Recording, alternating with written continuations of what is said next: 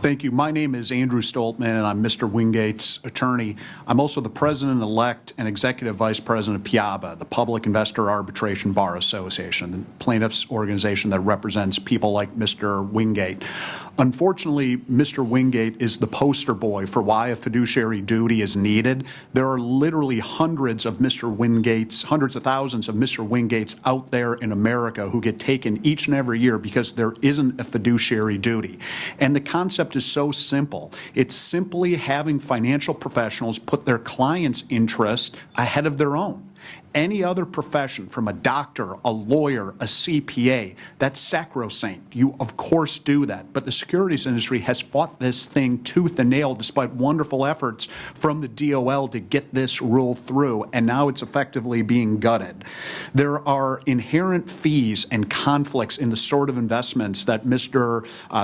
Wingate got. These non-traded REITs and so many other ones that non-fiduciaries can recommend literally drain off money that should go in his pocket, and instead it goes in the broker's pocket. We face a very difficult retirement crisis in this country, not just because people aren't saving enough, but an equally and actually likely bigger part of it is that the returns they get are being siphoned off each and every year because brokers aren't required to put the client's interest ahead of their own interest.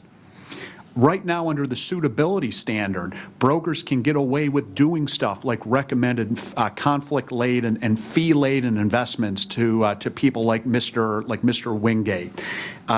It allows brokers, not having a fiduciary duty, to take the square peg in the round hole approach, not caring what's for the client's best interest, but rather what pays the broker the most in terms of fees and commission.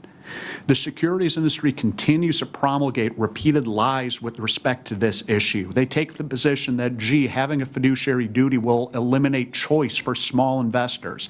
That doesn't pass the red face test. California has had a mandatory fiduciary duty for over 20 years, and there's not one scintilla of evidence that small investors have been crowded out of the market or haven't got the sort of advice that they've needed.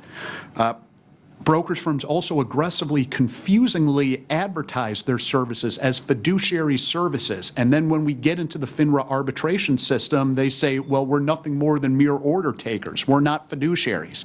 So they can't have it both ways. There's no faster way to clean up the securities industry and the inherent conflicts in the securities industry than for retirement accounts making certain that financial advisors are fiduciaries. In closing, there are hundreds of thousands of Mr. Wingates out there who won't be able to retire or have to delay their retirement in excess of 5, 10, 15, 20 years unless this fiduciary duty rule goes through. Thank you. Thanks so much, Mr. Wingate, and thanks, Mr. Stoltmann.